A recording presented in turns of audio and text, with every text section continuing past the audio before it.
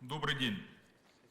На территории Сирийской Арабской Республики с 27 февраля в рамках двустороннего совместного заявления России и США продолжается реализация комплекса мер, направленных на прекращение боевых действий. В круглосуточном режиме продолжается работа Центра по примирению враждующих сторон на аэродроме Хмеймим. Налажено конструктивное взаимодействие с представителями уполномоченного органа США в Иордании и оперативным центром по прекращению огня Международной группы поддержки Сирии в Женеве. Минимум 2 раза в сутки между ними осуществляется обмен информацией. Активно идет процесс заключения перемирия. Всего с лидерами вооруженных формирований умеренной оппозиции подписано 43 заявочных листа о прекращении боевых действий подчиненных им отрядов, в том числе с командиром отряда «Армия племен» Халафи Турки Аль-Хасан, действующим в районе Этель-Эль-Абьят, провинции Хомс.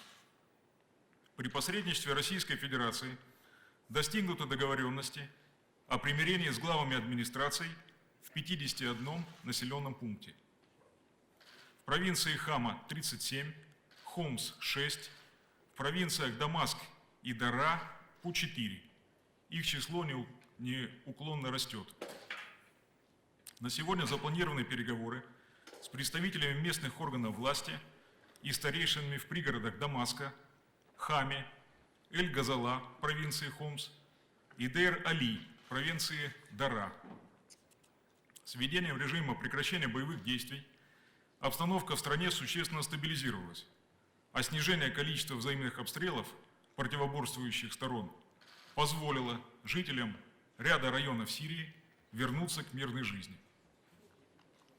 Несмотря на достигнутый прогресс в установлении режима перемирия между отрядами умеренной оппозиции и подразделениями сирийских вооруженных сил, бандформирования ИГИЛ и Джабхат ан-Нусра не оставляют попыток сорвать достигнутые договоренности. С этой целью продолжаются обстрелы позиций правительственных войск, ополчения и жилых кварталов в Дамаске, провинциях Хомс, Алеппо и Латакия. Мы об этом ежедневно информируем общественность. Если в первые дни примирения российским центром фиксировались десятки случаев нарушения режима боевых действий, то, к примеру, за прошедшие сутки их всего 5. Все факты нарушения режима прекращения огня немедленно фиксируются Центром по примирению враждующих сторон и оперативно доводятся до заинтересованных сторон через российских представителей в Омане и Женеве. Благодаря налаживанию мирного диалога стало возможным организовать доставку гуманитарной помощи в населенные пункты, еще недавно находящиеся под контролем вооруженных формирований умеренной оппозиции. Для оказания гуманитарной помощи сирийскому народу на авиабазу Хмеймим из России за последнюю неделю доставлено 144 тонны гуманитарных грузов. Их основу составляют продукты питания, питьевая вода и предметы первой необходимости. Российским центром по примирению сторон в более 100 населенных пунктов доставлена гуманитарная помощь, а это сотни тонн. Это продовольствие, питьевая вода, предметы первой необходимости и медикаменты. Более того, специалисты-медики направляются в населенные пункты для оказания медицинской помощи людям, которые ее не получали годами. По нашей оценке, принимаемые вооруженными силами меры по налаживанию диалога между сторонами внутрисирийского конфликта способствуют поддержанию на территории Сирии режима перемирия. Сейчас к нему подключается все большее количество отрядов сирийской оппозиции, что вселяет уверенность в том, что данный процесс станет необратимым. Вывод основной части авиационной группировки ВКС России осуществляется строго в соответствии с утвержденными планами.